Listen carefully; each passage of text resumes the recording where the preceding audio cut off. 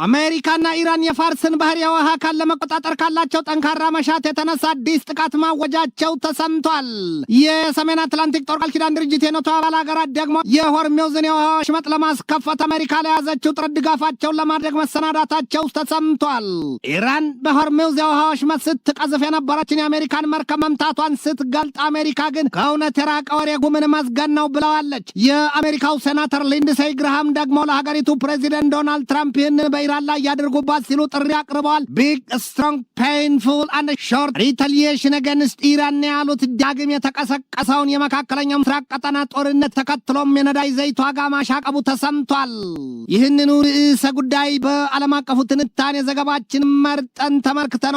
ከትንታኔ ዘገባው ጋር ትዕግስቱ ቀለነኝ።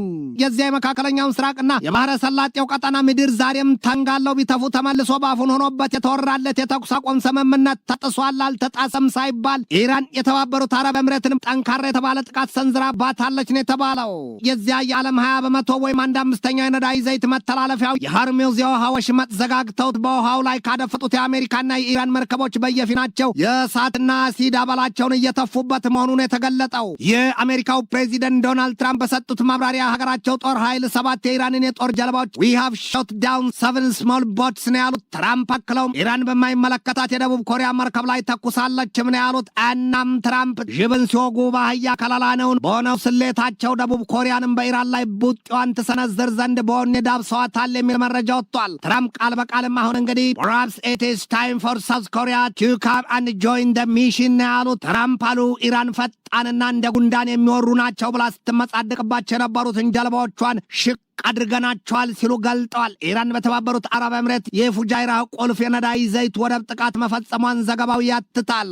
አሁን እንደ አዲስ በዚያ የሆርሙዝ የውሃ መተላለፊያ ቀጭኖች ጦርነቱ የተከፈተው ደግሞ አሜሪካ በፋርስ ባህር ላይ መንቀሳቀሻ አጥተው የቆሙትን መርከቦች በሰላማዊ ሁኔታ አስወጣለሁ ስትልና ፕሮጀክት ፍሪደም ባለችው ስሌቷ እንቅስቃሴ መጀመሯን ተከትሎ ነው። አሜሪካ እነዚያን በፋርስ ባህር የውሃ አካል ላይ ሲያሻቸው እንደ መሽገር ጥብቅ ሲላቸው ደግሞ እንደ ማዕበል ውሃውን አረፋ እያስደፈቁ የሚሯሯጡትን ትናንሽ ጀልባዎች ያወደመቻቸው በማዕተኛና በመቅሰፍተኞቹ የአፓቼና የሲሃውክ ሄሊኮፕተሮቿ ነው ሲሉ በአሜሪካ ጦር ኃይል የማዕከላዊ ዕዝ ዋና አዛዥ አድሚራል ብራድ ኩፐር ለጋዜጠኞቹ ነግሯቸዋል። እንደ አውሮፓኑ አቆጣጠር ከሚያዝያ 29 ጀምሮ በፋርስ ባህር ላይ ከ900 በላይ የንግድ መርከቦች መቆማቸውን የኤክስኤስ ማሪን የደህንነት ተቋም መረጃ ያሳያል። የአሜሪካ ሹማምንት ከሀገሪቱ ፕሬዚደንት ዶናልድ ትራምፕ ጀምሮ ሁሉም በሚባል ደረጃ በኢራን አልበገር ባይ የጦርነት አቋምና ስሌት ውስጣቸው በልህ ነፍሯል ነው የሚባለው። ለዚያም ይመስላል ሴናተሩ ሊንድሴይ ግርሃም የሀገራቸው ፕሬዚደንት ዶናልድ ትራምፕ በኢራን ላይ የበቀል ክንዳቸውን ይሰነዝሩ ዘንድ ይህንን ያሏቸው። ሰውየው ከቁጣና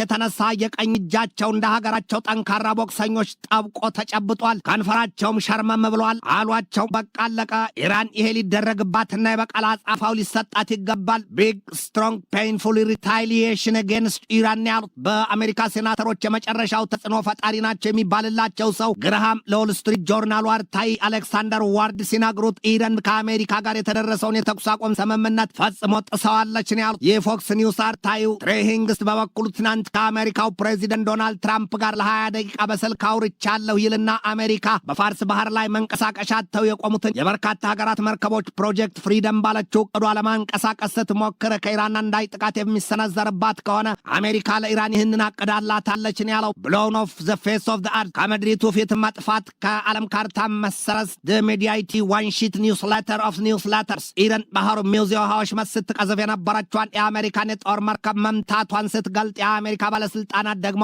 ነገሩን ፈጽሞ ውሸት ነው ሲሉ አጣጥለውታል። የኢራን አብዮታዊ ዘብ ኃይል የዜና ተቋም የሆነው ፋርስ ኒውስ በትናንትናው ሀተታው በሆርሙዝ ወሽመጥ ከገቡት የአሜሪካ የጦር መርከቦች አንደኛዋን በኢራን የጃስክ ደሴት አቅራቢያ በ2 ሚሳይል አጋይቷታል ነው ያለው። እውነታው ግን እውነት ነውና ካለበት አለ ሲል የአፓ ሰበር መረጃ ያሳያል።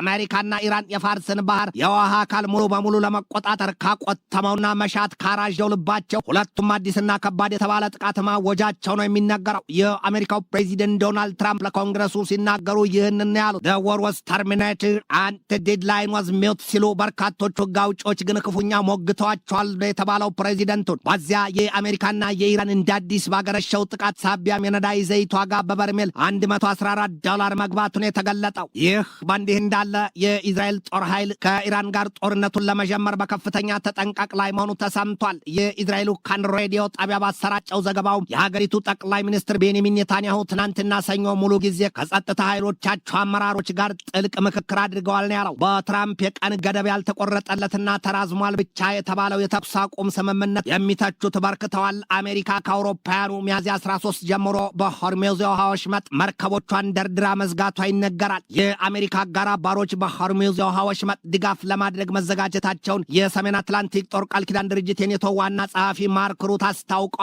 ዝርዝሩን ባይናገሩትም የሄዝቦላው መሪ ሼክ ናይም ቋሲም በበኩላቸው በሊባኖስ የተኩስ አቁም የሚሉት ነገር የለም፣ በአንጻሩ የአሜሪካና የእስራኤል ወረራ ቀጥሏል ሲሉ ለበቀል አጻፋ ምለው ተገዝተዋል። አሜሪካ ለእስራኤልና ለሌሎቹ የመካከለኛው ምስራቅ ቀጠና ሀገራት ከ8.6 ቢሊዮን ዶላር በላይ የጦር መሳሪያ ሽያጩ ለማጽደቋም ተሰምቷል። የበላቸው ያገሳታል፣ በላዩ ያጎርሳታል ይሏል አበው። ትንታኔ ዘገባውን ስናዘጋጅ በዋቢነት ስታንዳርድን፣ ዴይሊ ሜይልን፣ ማላይ ሜይልን፣ ዳይ ፔፐርን፣ ብሉምበርግን፣ ሚዲያ ኢቲን፣ ስታርስ ኤንድ ስትሪፐስን፣ ዘ ኮሪያ ሄራልድን፣ ሚድል ኢስት ሞኒተርን፣ ሳባ ኒውስና ጄሩዛሌም ፖስትን ተጠቅመናል።